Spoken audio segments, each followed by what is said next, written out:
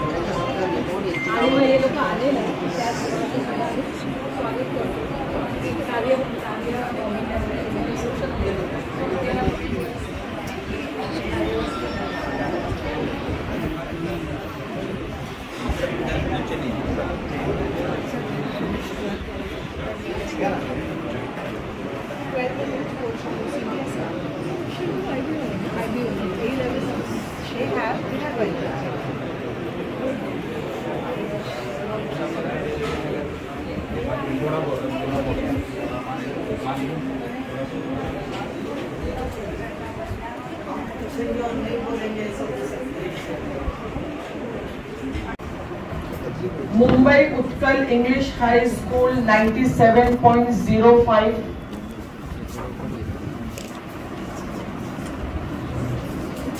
ऐसे public school 96.87,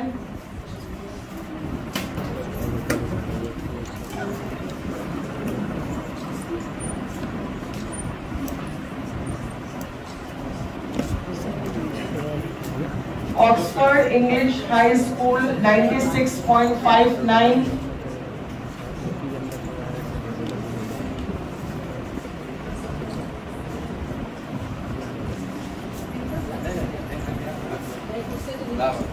शिशु विकास मंदिर इंग्लिश हाई स्कूल 96.49,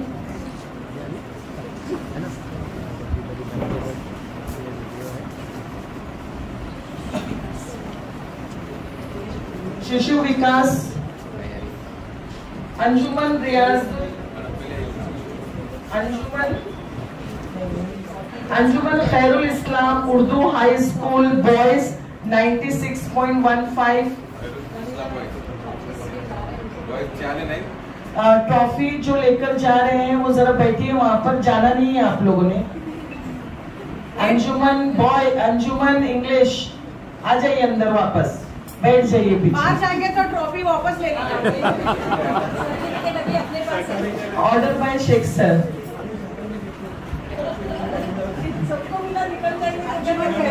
अंजुमन Khairul Islam Urdu girls high school आ जाइए जल्दी से। 96.15,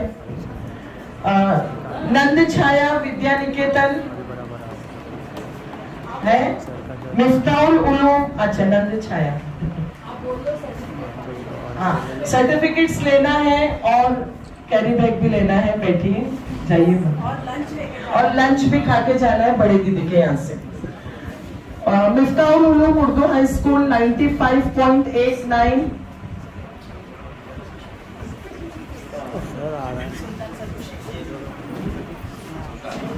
Lokmanya Vidya Mandir English high school 95.45, Lokmanya Vidya Mandir English. Shivaji Vidyalaya Kajupada 95.23,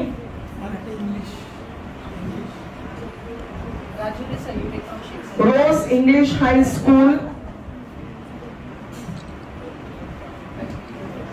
Shivner Vidya Mandir 94.89, Shivner.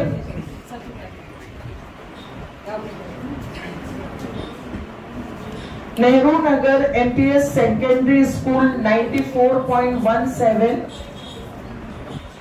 Cambridge English night high school 94.11, Manav Vikas English school 93.75,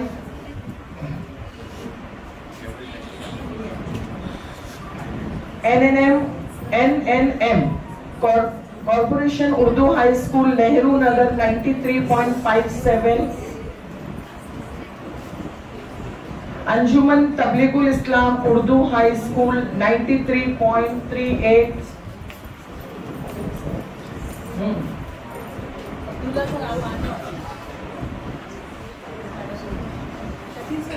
Ramalingam education foundation English high school 93.33, Kajupada municipal secondary school 93.05, MES Urdu high school 93.02, Ayesha Urdu high school 92.68,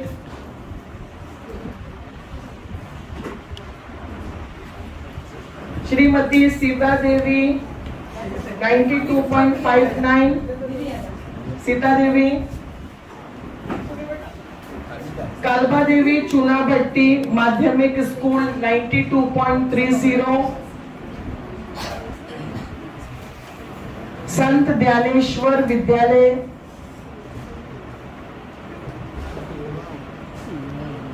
गुलशनी मिल्लत Urdu high school 91.91, और Bhatia ready रहिए।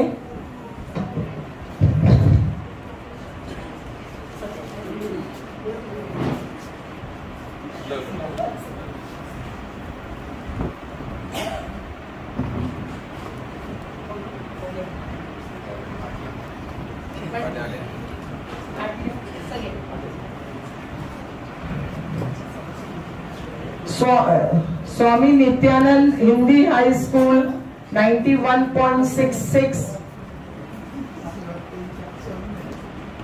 विद्या विकास हाई school Chunabhatti 91.30,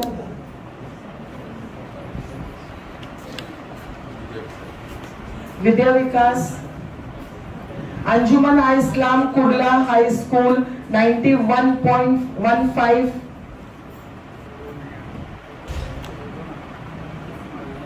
Shri Krishna विद्यालय योगीराज श्री कृष्ण विद्यालय 90.86,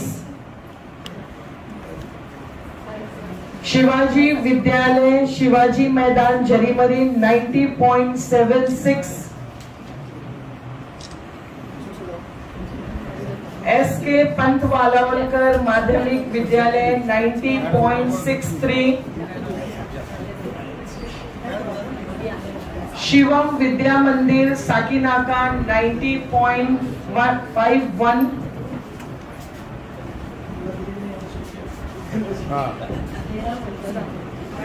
समता विद्या मंदिर SK Pant Walawalkar,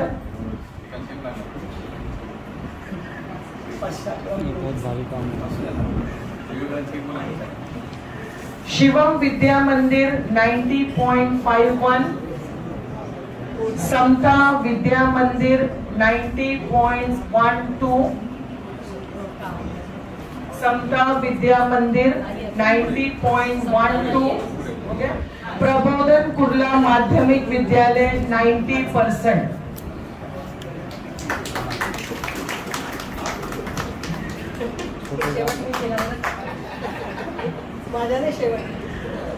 अब HSC कॉलेज जूनियर कॉलेजेस के नाम पढ़ने जा रही हूँ मैं। सबसे पहले है बस थोड़े ही मैडम नंबर फर्स्ट है Vivekanand education society's MCVC college 100%। Number second है CES मर्सलिन जूनियर कॉलेज 99.73।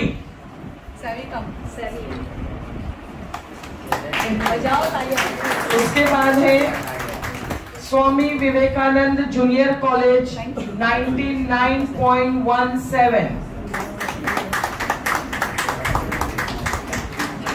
उसके बाद है Anjuman I Islam junior college 97.67। Anjuman I Islam junior college. Eden junior college 97.56। Sir थोड़ा सा हट जाइए। Next Aarti Shashi Kiran Shetty junior college 97.50.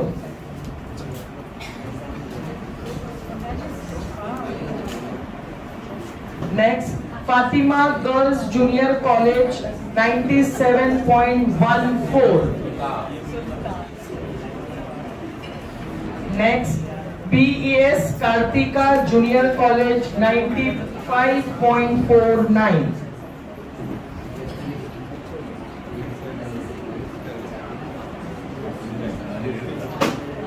Next Anjuman Shane Islam junior college 92.52. Next Savitribai Phule junior college 91.93. Next Kurla night junior college 90%.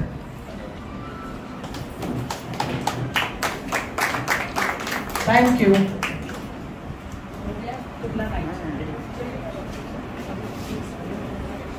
Okay, धन्यवाद सर.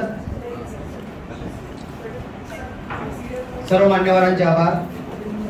सर्व विजेते शाळांचे मुख्याध्यापक यांचं अभिनंदन. मित्रांनो, आपल्या वॉर्डमध्ये एकूण 94 शाळा आहेत आणि या 94 शाळांपैकी 79 शाळांचे निकाल हे 90% जास्त आहेत आणि 12 ज्युनियर कॉलेजचे निकाल हे 90% जास्त आहेत. म्हणजे 94 पैकी 91 शाळांचे निकाल हे 90% जास्त आहेत. त्यामुळे या सगळ्या मुख्याध्यापकांचं जोरदार टाळ्यांनी आपण अभिनंदन करूया. एक गोष्ट मला खटकते वारंवार, आपण सर्व मानाने पदाने मोठे आहोत, त्यामुळे आपले ऍक्शन सुद्धा कशी असले पाहिजे, लाऊड असले पाहिजे. आपल्या टाळ्या सुद्धा जोरदार असल्या पाहिजे. Thank you very much.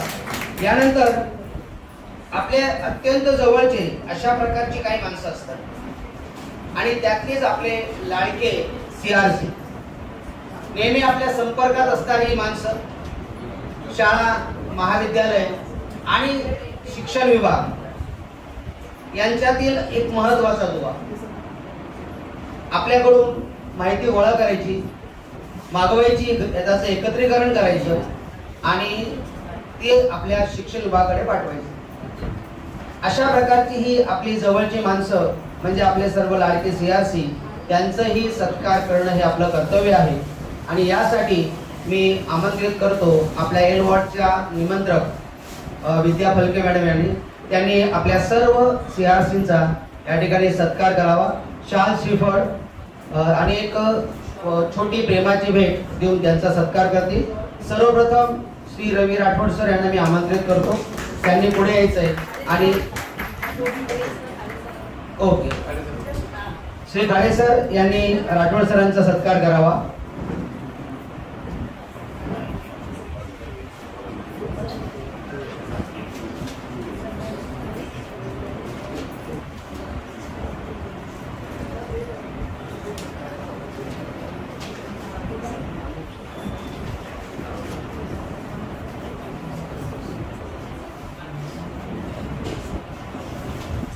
राठोड सरांचा या ठिकाणी सत्कार होतोय. सर्वांनी जोरदार टाळ्या वाजवायचे. आपल्या नेहमी संपर्कात असणारे आणि आपले जीवलग अशा प्रकारे आपली वाटावी अशी ही माणसं आहेत आणि त्यांचा सत्कार करताना आम्हाला हा खूप आनंद होतोय. यानंतर उज्ज्वला सावंत मॅडम यांनी पुढे यायचे. त्यांनी आजचा सत्कार स्वीकारायचा आहे. खाडे साहेबांना विनंती करतोय त्यांनी मॅडमचा सत्कार करावा. शाल श्रीफळ आणि फलके मॅडम, शाल श्रीफळ आणि छोटी प्रेमाची भेट.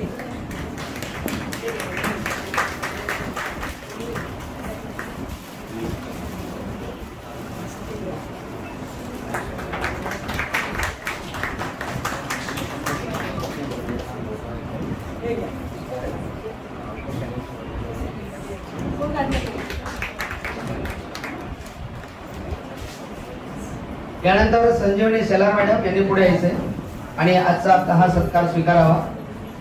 खाडे साहेब आणि फलके मॅडम यांना विनंती करतो की त्यांनी शेलार मॅडमचा सत्कार करावा.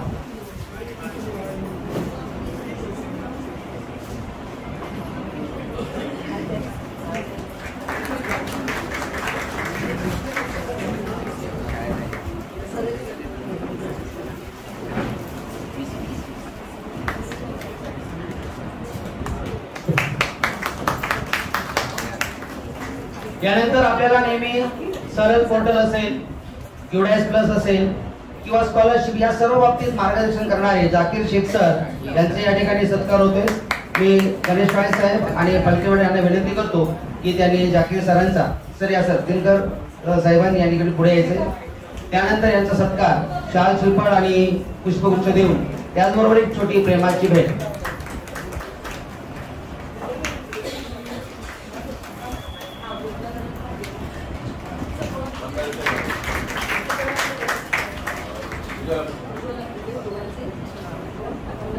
ओके, धन्यवाद सर, धन्यवाद मॅडम.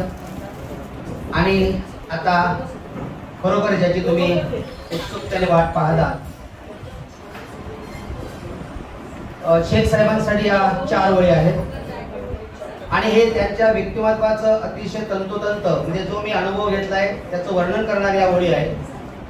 बोलीने चालीने निकोप शुद्ध, बोलीने चालीने निकोप शुद्ध, ज्ञानाने तेजस कधी न क्रुद्ध. क्रुद्ध म्हणजे रागवणे. बोलीने चालीने निकोप शुद्ध, ज्ञानाने तेजस कधी न क्रुद्ध, मनाने निर्मळ प्रेमळ स्नेही, कर्तृत्व अफाट उदात्त देई. या उक्तीला साजेसे व्यक्तिमत्व असणारे आपल्या आजच्या कार्यक्रमाचे प्रमुख पाहुणे सन्माननीय डॉक्टर श्री मुस्ताक शेख साहेब हे नेहमीच आपल्या पाठीशी खंबीरपणे उभे असतात.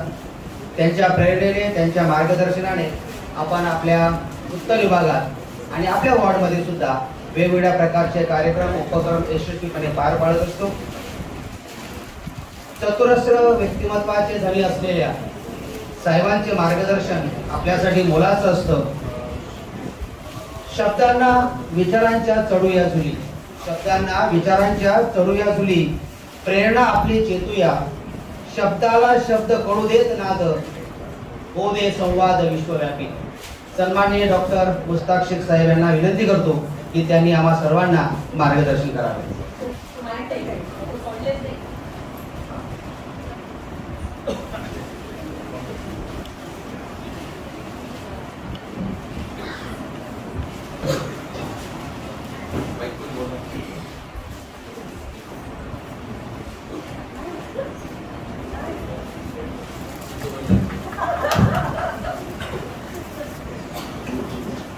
On behalf of the Michael High School and Marceline Junior College, first of all, I just welcome you all.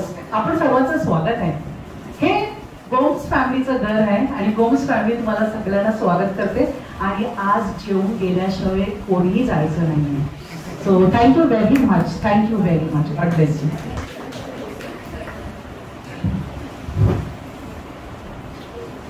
या गोड अशा कार्यक्रमासाठी उपस्थित असलेले आपले शिक्षण उपनिरीक्षक खाडे साहेब,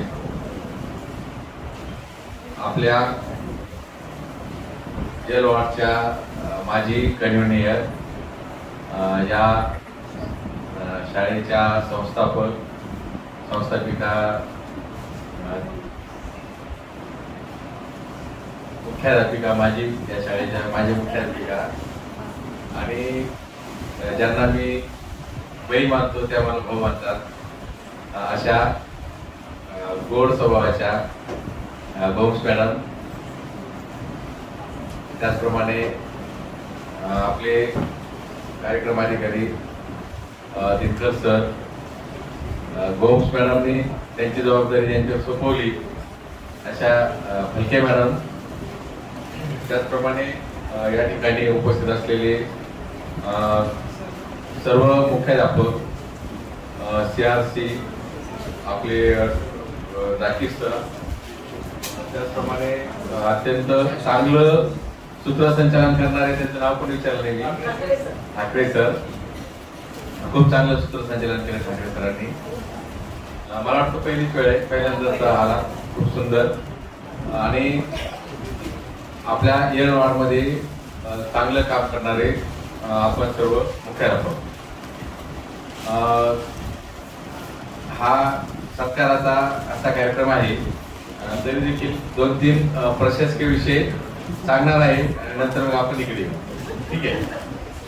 पहिला विषय म्हणजे महावचन प्रकल्पांतर्गत आपण सर्व शाळांची नोंदणी केलेली आहे. काय झालं की आपण वाचन विसरत चाललेलो आहोत. म्हणजे जर आपण स्वतःचा विचार केला की आपण मागच्या वर्षभरात किती पुस्तकं वाचली,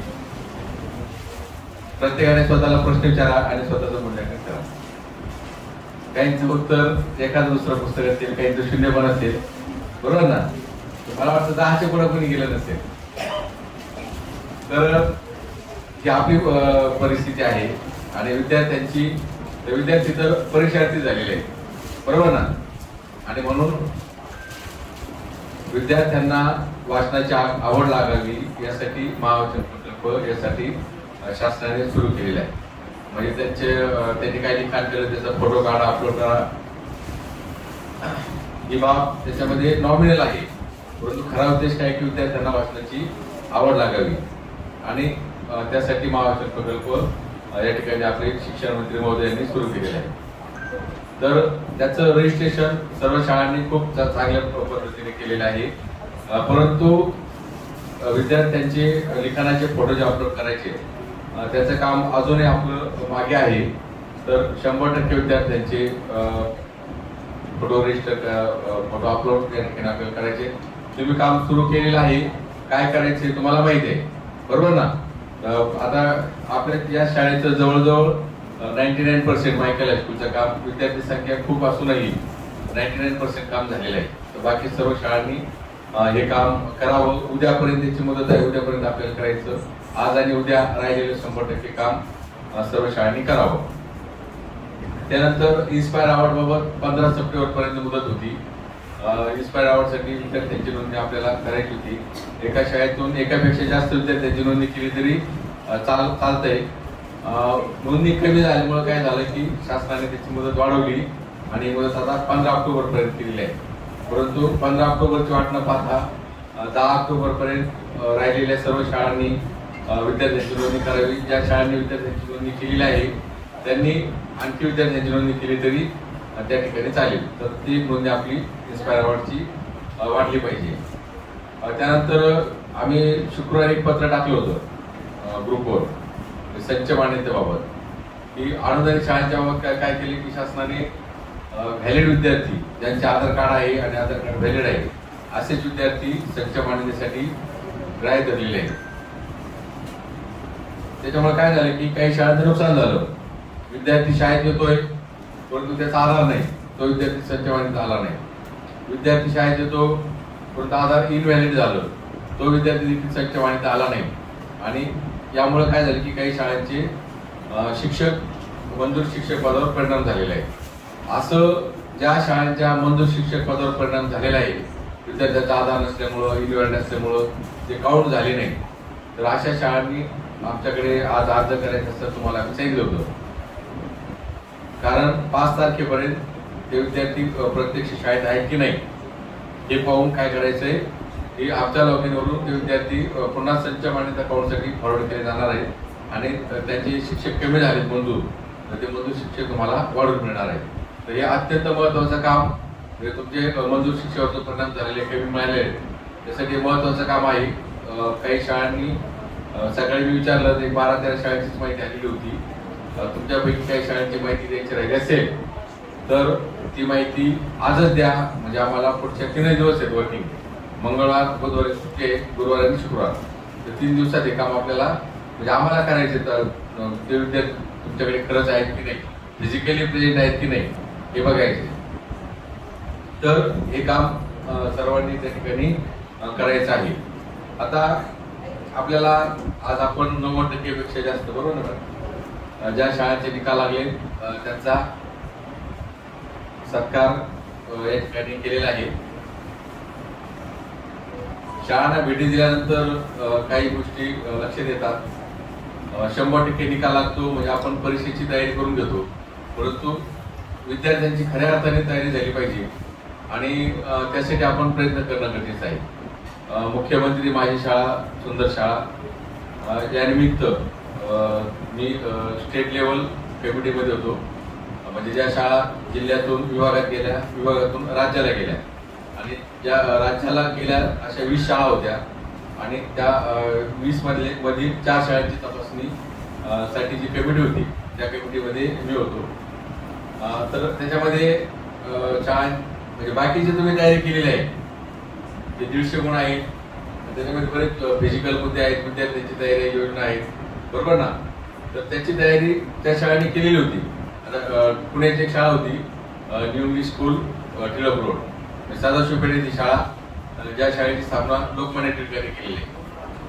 बाकीच्या फिजिकल गोष्टी बाकीच्या बऱ्याच त्यांच्याकडे होत्या, परंतु प्रत्यक्ष वर्गात गेल्यानंतर पाहिलं तर विद्यार्थ्यांची गुणवत्ता नव्हती, म्हणजे कन्सेप्ट क्लिअर झालेले नव्हते. माझ्याबरोबर पालकर साहेब पण होते, म्हणजे त्यांनी वेगळे वर्ग पाहिले, आम्ही वेगळे वर्ग पाहिले.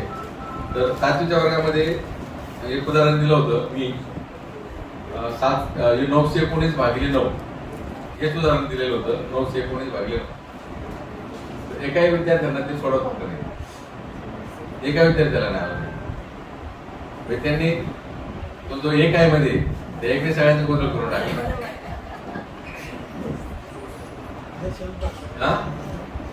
त्या एकने सर्वांचा गोंधळ केला आणि अशीच परिस्थिती बाकीच्या वर्गामध्ये थोडीफार अशी परिस्थिती होती.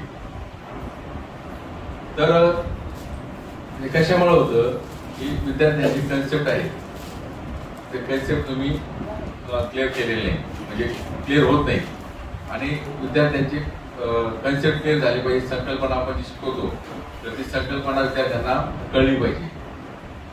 7वीच्या वर्गामध्ये क्रियापद, त्याच वर्गामध्ये मी क्रियापदात विचारलं, क्रियापद वगैरे काय कशाला म्हणते सगळ्यांना माहिती विद्यार्थ्यांना. पण मी वाक्य सांगितलं मुलांना, पडला तो काय घसरून यातलं क्रियापद सांगा. पडला तो काय घसरून यातले क्रियापद सांगा. सगळ्यांनी घसरून सांगितलं. म्हणलं का घसरून काय आहे ते म्हणाले ते वाक्याची शेवटी आलं म्हणून क्रियापद आहे, बरोबर ना. म्हणजे कन्सेप्ट क्लिअर नाही, म्हणजे थोडस प्रश्न बदलला की विद्यार्थी गोंधळतात, तर तसं होता कामा नाही. तर त्यासाठी विद्यार्थ्यांचे कन्सेप्ट आपण जे शिकवतो त्या संकल्पना विद्यार्थ्यांच्या त्या ठिकाणी क्लिअर झाल्या पाहिजे. संकल्पना विद्यार्थ्यांना समजली पाहिजे. नाही तर काय होतं की आपण प्रश्न विचारतो आणि ते माहितीचा प्रश्न असतात त्याची उत्तर पुढे लिहितात, परंतु प्रश्न बदलून जर आला तर विद्यार्थ्यांना ते लिहिणं, त्याचं उत्तर काढणं कठीण जातं. म्हणून काय केलं पाहिजे की विद्यार्थ्यांना संकल्पना कळली पाहिजे. संकल्पना समजली तर विद्यार्थी निश्चितपणे त्याचं उत्तर त्या ठिकाणी लिहितो. आता आयत्याचं क्षेत्रफळ आपण घेऊ, आयत्याचं क्षेत्रफळ लिहून, बरोबर ना, हे विद्यार्थ्यांना माहित असतं. मग आपण सांगितलं की आयत्याचं एका आयत्याची लांबी 15 मीटर, रुंदी 10 मीटर आहे, ते क्षेत्रफळ किती, ते उदाहरण विद्यार्थी सोडवतो, सहजासहजी सोडवतो. परंतु असं जर विचारलं मुलाला की एक आयताकृती मैदान आहे, त्याची लांबी 15 मीटर आहे, रुंदी 10 मीटर आहे आणि त्याला तारेचं कुंपण घालायचे आणि तेरे कुंपण घालायचं, किती तार लागेल, बरोबर ना. तर असं उदाहरण कधी विद्यार्थ्यांना सोडवता येईल ज्यावेळेस त्याचा खरा कन्सेप्ट क्लिअर झालेला आहे, आयताचं क्षेत्रफळ म्हणजे काय आणि मग तेरे कुंपण घालायचं तर किती तार लागेल. तर अशा पद्धतीने ऍप्लिकेशन लेवलचं आपण त्या ठिकाणी विद्यार्थ्यांना शिकवलं पाहिजे, तरच विद्यार्थी खऱ्या अर्थाने त्या ठिकाणी तयार होतो, त्याची संकल्पना त्या ठिकाणी तयार होतात. काय होतं की आपण विद्यार्थ्यांना शाळेत निबंध शिकवतो आणि निबंध शिकवताना कसं शिकवतो, आम्हाला कसं शिकवलेलं आहे की आमचे शिक्षक आम्हाला फळत निबंध लिहून द्यायचे. माझी गाय, सर्वांच्या गायचं नाव आपण असं शिकलो की नाही, असंच निबंध शिकलो नाही. तर त्याच्यामुळे काय झालं की विचार करण्याची जी क्षमता आहे ती तशी डेव्हलप होते आणि म्हणून आता निबंध कसा शिकवला जातो,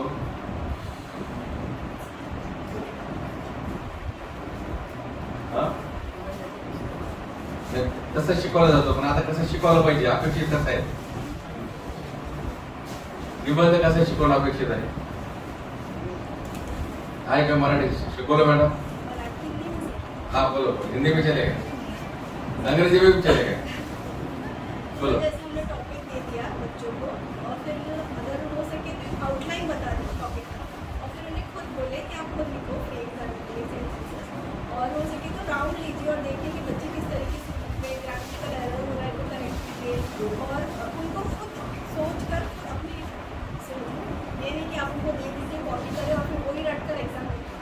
ठीक, म्हणजे जे पुस्तकात आहे ते पाठ करून लिहिणं अपेक्षित नाही, तर आपण काय करायचं? बोला मॅडम।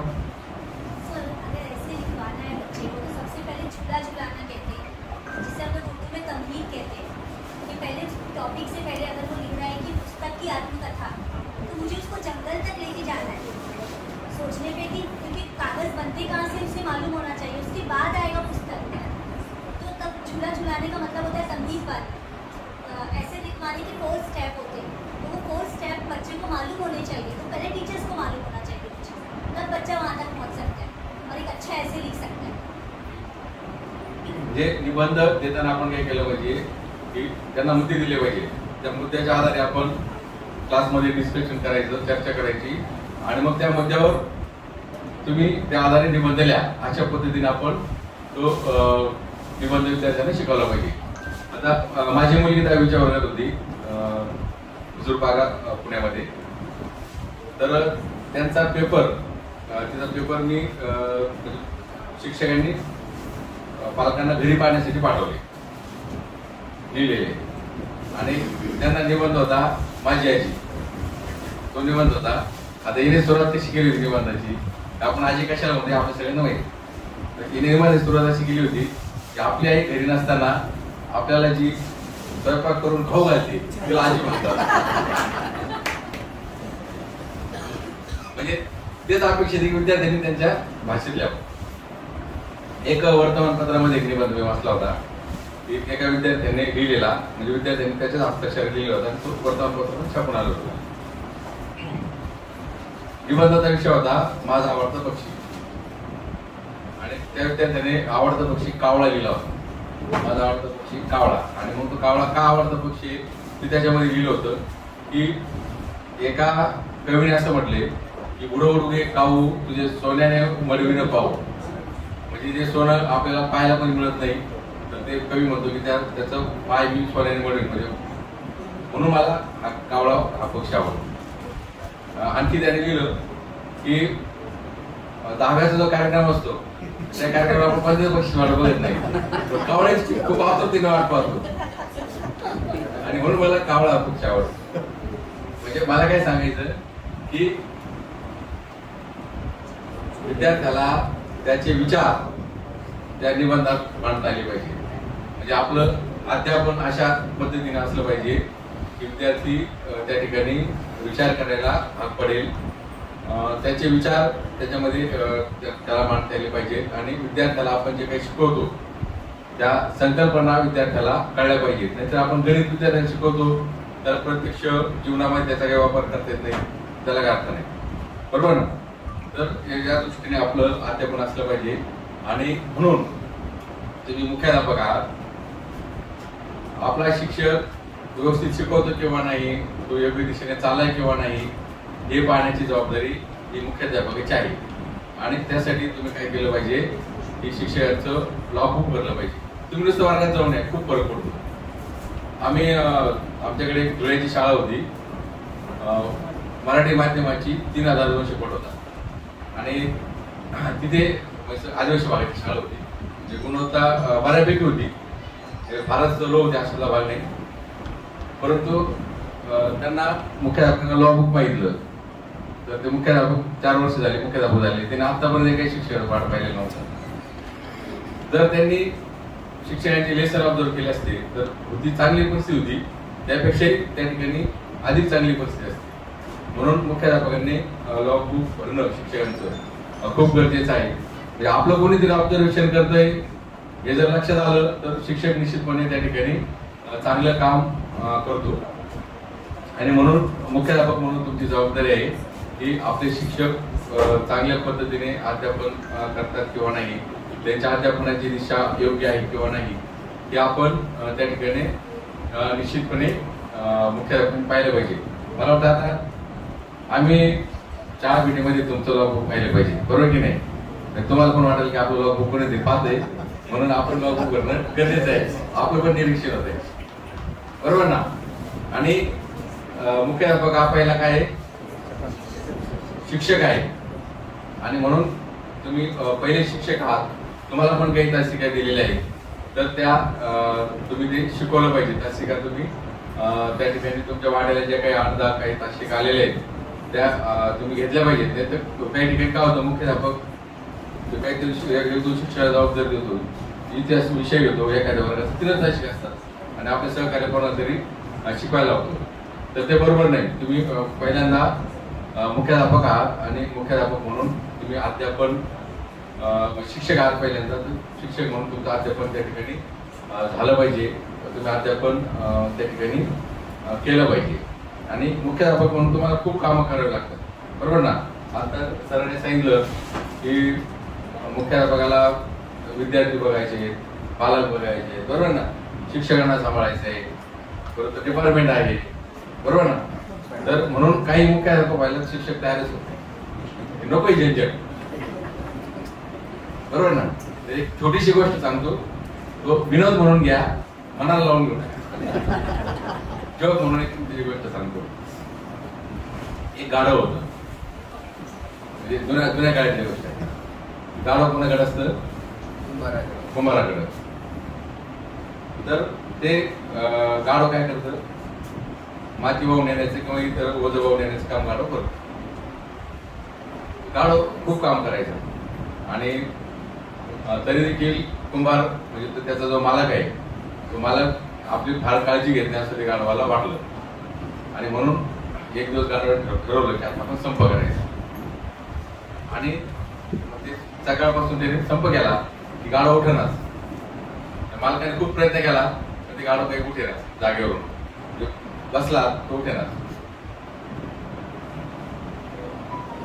मालकाला वाटलं की आता आपण काय काय केलं पाहिजे, उठवण्यासाठी चांगल्या समजदार माणसाला, चांगल्या मोठ्या माणसाला बोलवलं पाहिजे. मग त्याने पोलीस पाटलाला बोलवलं गावातल्या. त्याने प्रयत्न केला, गाढव काही उठलं. मग उपसरपंचाला बोलवलं, त्यांनी प्रयत्न केला, त्याचं पण काही गाढव ऐकलं नाही.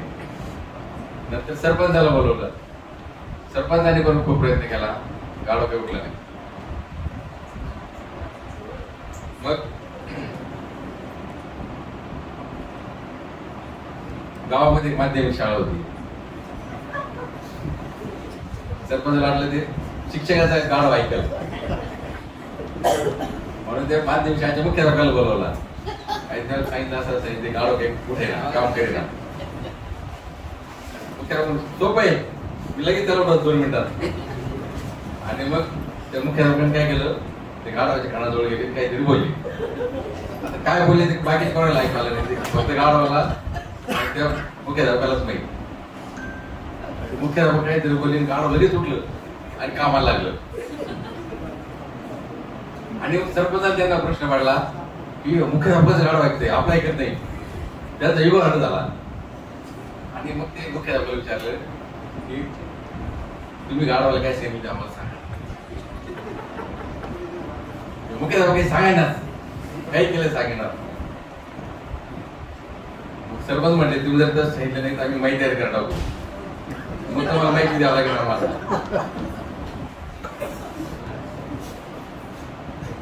मुख्याध्यापकाला माहिती तयार करून माहिती तयार आपण सांगून टाकावं. आणि मग मुख्याध्यापक त्यांना सांगितलं, मी गाढवाला कानात एवढं सांगितलं की तुला मुख्याध्यापक पैसे का.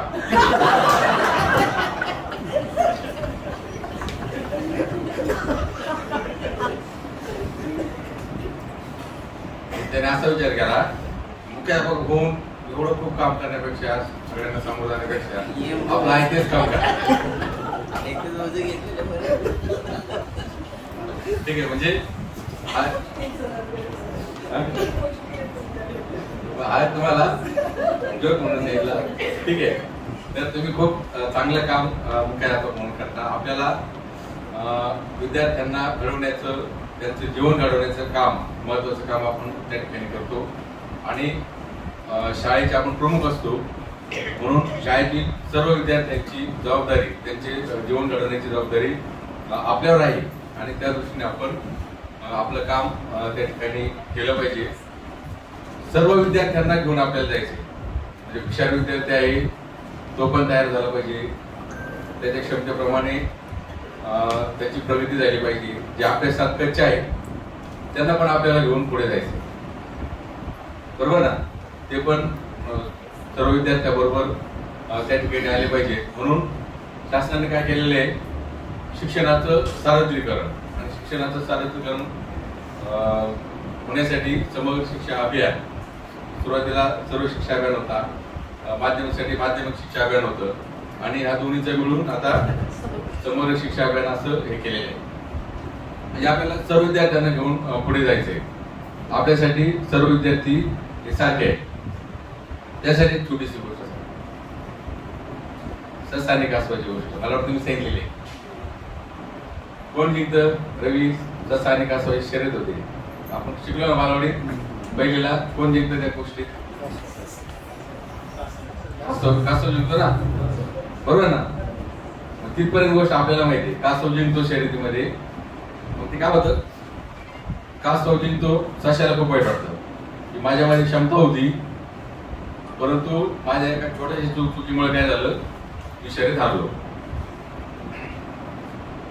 आता आपण परत शर्यत लावली पाहिजे. म्हणून कासवाकडे जातो आणि कासवाला विनंती करतो की आपण ही शर्यत परत लावू. कासव म्हणतो ठीक आहे परत लावू.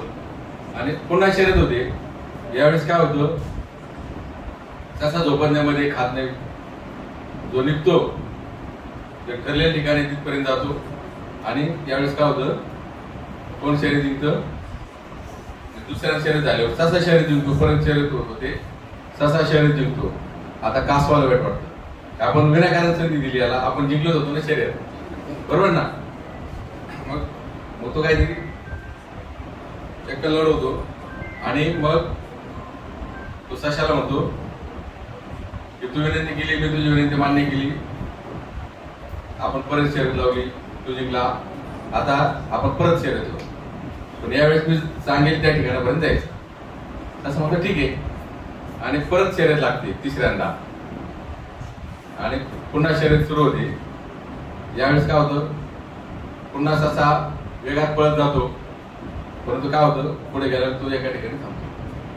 कारण यावेळेस शर्यतीत जे ठिकाण ठरवलेलं असतं कासवाने, ते ठिकाणापर्यंत पोहोचण्यापूर्वी काय असते, नदी असते. सशाला काही पाऊस देत नाही. आणि मग ते काठावर जाऊन थांबतो. बऱ्याच वेळाने ससा हळूहळू येतो, पाहतो कासव हळूहळू येतो, पाहतो ससा थांबलेला आहे, त्याच्या मनासारखं होतं नाही का. आणि मग कासवाला पाऊस येतं. मग ते नदी पार करून ठरलेल्या ठिकाणी पोहोचतो. आणि यावेळेस शर्यत कोण जिंकतं, कासव जिंकतो. आता परत सशाला भेट वाटत, आपण उगाच त्याला संधी दिली. आणि मग तो म्हणतो आपण परत शर्यत लढू. कासव म्हणतो ठीक आहे, पुन्हा शर्यत. आणि पुन्हा शर्यत सुरू होते. परंतु यावेळेस ही जी शर्यत होते ती वेगळ्या पद्धतीची असते. आणि मग यावेळेस काय होतं, शर्यत जशी सुरू होते, शर्यत सुरू झाल्यावर तसा काय करतो, कासवाला पाठीवर घेतो आणि पळायला सुरुवात करतो. आणि मग काय होतं, ती नदी लागते मध्ये, ठिकाण ते ठरलेलं असतं. आणि मग ती नदी लागल्यावर आता काय होतं, कासव सशाला पाठीवर घेतं आणि नदी पार करतो. आणि ठरलेल्या ठिकाणी दोघेही पोहोचतात, दोघे शर्यत जिंकतात. तसं आपल्याला करायचंय की आपल्या सर्व विद्यार्थ्यांना बरोबर घेऊन जायचे. सर्व विद्यार्थी त्यांच्या आयुष्यामध्ये सक्सेस होतील यासाठी आपण सर्वांनी प्रयत्न करायचा आहे. आणि अशा पद्धतीने आपले प्रयत्न मुख्याध्यापकांचे त्या ठिकाणी असले पाहिजे. आज सर्व मुख्याध्यापकांचे मी त्यांचा निकाल 90% पेक्षा जास्त लागला. सर्वांचा या ठिकाणी अभिनंदन करतो. त्यांचा निकाल लागला नाही, त्यांना आपल्याला पुढच्या वेळेस बरोबर घेऊन यायचंय. त्यांना तुम्ही काय केलं ते त्यांना सांगा आणि त्यांना त्यांचा देखील निकाल चांगला लागेल यासाठी देखील आपल्याला या ठिकाणी आपल्याला प्रयत्न करायचा आहे. पुन्हा एकदा मी सर्वांचं कौतुक करतो, अभिनंदन करतो आणि थांबतो. धन्यवाद. धन्यवाद साहेब. सरांचं मार्गदर्शन हे नेहमीच आपल्यासाठी एक प्रेरणादायी असतं आणि एक ती पर्वणी असते. सरांचे आदेश देणं असो किंवा रागावणं असो ते सुद्धा प्रेमाचं असतं. आणि आपल्याला सगळ्यांना माहिती आहे की आनंददायी शिक्षण, हसत खेळत शिक्षण ते कुठे असेल तर ते इथं आहे. साहेबांनी आपल्या मनोगत व्यक्त करताना, आपले विचार मांडताना आपल्याला हसत खेळत या ठिकाणी आपल्याला काही चिंते घेतले असतील, परंतु ते आपल्याला कळले नाही. आणि अशा प्रकारे एक आपण शनिवार करतो आनंददायी शनिवार, हा आपल्यासाठी आज आनंददायी सोमवार झालाय. साहेबांसाठी एकदा जोरदार टाळ्या झाल्या पाहिजेत. यानंतर आता शेवटचा गोड कार्यक्रम म्हणजे आभार प्रदर्शन. आज या ठिकाणी सन्माननीय मान्यवर या ठिकाणी उपस्थित राहिले. सत्कारमूर्ती सेवानिवृत्त मुख्याध्यापक आणि सर्व एलवाडमधील मुख्याध्यापक यांनी आपल्या सर्व व्यस्त दिनक्रमातून या ठिकाणी वेळ काढून हा कार्यक्रम यशस्वी करण्यासाठी, या कार्यक्रमाला साथ सरवण्यासाठी या ठिकाणी उपस्थित राहिले. त्याचबरोबर सर्व निमंत्रक, एलवाडचे निमंत्रक, सहनिमंत्रक यांनी खूप कष्ट घेतलं, अपार मेहनत घेतला आणि त्यामुळे आजचा हा कार्यक्रम या ठिकाणी साकार होऊ शकला. ईडन हायस्कूलचे मुख्याध्यापक श्री जगदीश कुंभार सर यांना मी या ठिकाणी आमंत्रित करतो. त्यापूर्वी 2 ओळी सर. आभार व्यक्त करावया कधी शब्द आम्हाला सुचले, आभार व्यक्त करावया कधी शब्द आम्हाला सुचले, व्यक्त करावया स्नेह आम्ही शब्द काही वेचले, याच आमच्या भावना आणि शब्द आमचे मनाचे, साठवलेल्या आठवणींचे आणि आठवलेल्या क्षणांचे. आणि जाता जाता 2 शब्द माझ्यासाठी सरांनी कॉम्प्लिमेंट दिलेलीच आहे, त्याबद्दल सरांचा खूप खूप आभार. चूक भूल जर असली काही, चूक भूल जर असली काही, साफ मनाने माफ करा, भविष्यात अनभेटू तेव्हा या सूत्रसंचालकाला विसरू नका. धन्यवाद. जगदीश कुंभार सर. कुंभार सर, सुरुवात करण्यापूर्वी मला खूप छोटंसं निवेदन करायचंय. आपल्या वॉर्डमध्ये खरोखरच ज्या काही 94 शाळा आहेत, प्रत्येक मुख्याध्यापक शाळेमधल्या आमच्या सर्वांच्या दृष्टीने महत्त्वाचं आहे आणि कोणत्या ना कोणत्या तरी कलागुणाने संपन्न आहे. फक्त ते आमच्यापर्यंत पोहोचण्यापर्यंत वेळ लागतो. असे एक एक हिरे आम्ही निवडून घेतो आणि वॉर्डच्या कामामध्ये इन्व्हॉल्व करतो. त्यातला हा एक नवीन हिरा आम्हाला सापडला आहे, ते म्हणजे आपले कुंभार सर आहेतच. आजचे निवेदन त्यांना फक्त 2 दिवसापूर्वी म्हटलं, ठाकरे सर तब्येतमध्ये काही बरोबर नाही आहे, पण पूर्ण सूत्रसंचालन तुम्हाला करायचं आहे, प्लस प्रस्तावना आणि सर्वांच्या स्वागताचा भार तुमच्यावर घेते, चालेल का? तर त्यांनी स्वतःहून सांगितलं नाही, मला भार नका. तर हे सहकारी आहे आणि आज त्यांच्यावर दाखवलेला विश्वास किती सार्थ आहे ते त्यांनी इथे सिद्ध करून दाखवले. तर तुम्ही सर्वांना जे आश्वस्त केले की पुढच्या वर्षीपासून आपल्या वॉर्डमध्ये उत्कृष्ट असेच निवेदक निर्माण होतील, त्यांना तुम्ही मार्गदर्शन कराल अशी आशा बाळगते. आणि आपल्या वॉर्डचे प्रमुख, उत्तर विभागाचे प्रमुख आदरणीय मुश्ताक शेख सर यांना मी विनंती करते की छोट्याशा पुष्पगुच्छाने आपण ठाकरे सरांनी केलेल्या या कार्याची दखल घेऊया आणि त्याचं कौतुक करूया.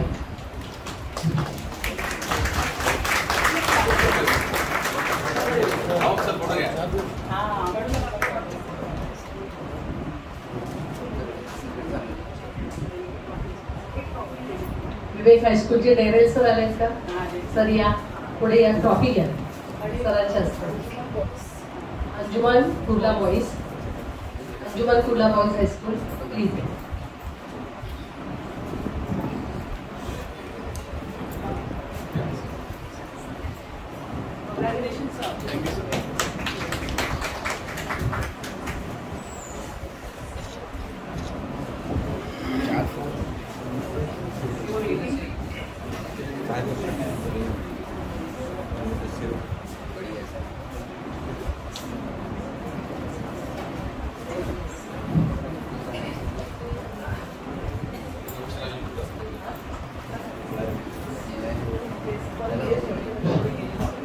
नमस्कार, गुड आफ्टरनून, अस्सलाम वालेकुम.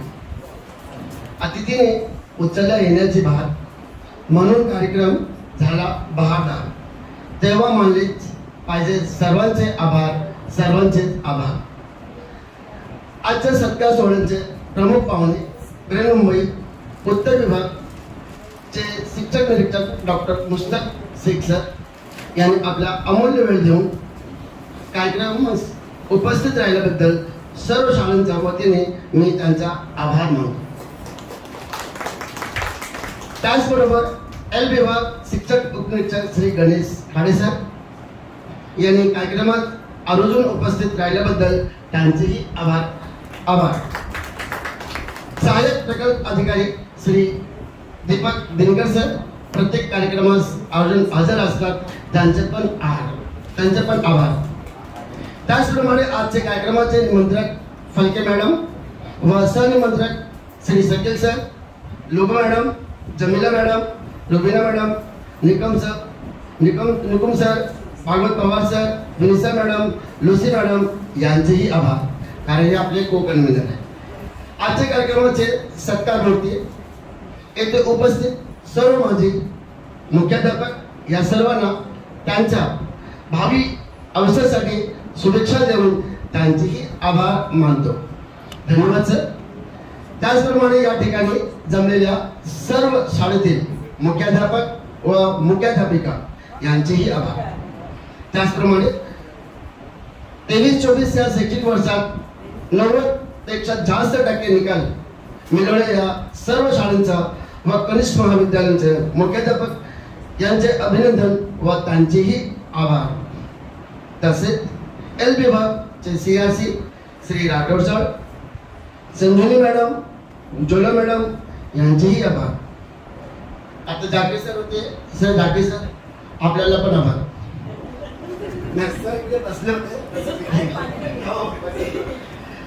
तसेच ह्या कार्यक्रमासाठी मंच आणि सुग्रास भोजन उपलब्ध करून दिल्याबद्दल मायकल हायस्कूलचे ट्रस्टी माननीय मोजेस सर, गोन्स मॅडम, मुख्याध्यापिका सेवियो मॅडम, शिक्षक व शिक्षिकेतर कर्मचारी यांचा सर्वांना मनपूर्वक आभार. रेडी आहोत आम्ही आपले देतो शब्द सुमनाचा उपहार. मौल्यवान वेळ दिल्याबद्दल मानतो सर्वांचेच आभार. धन्यवाद. Thank you.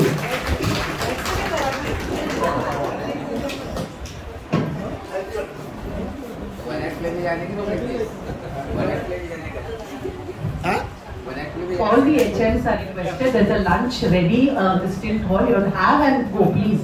Without having, you must not go because this. And job भी सुनने मिलती है. तो सर के लिए जोरदार तालियां.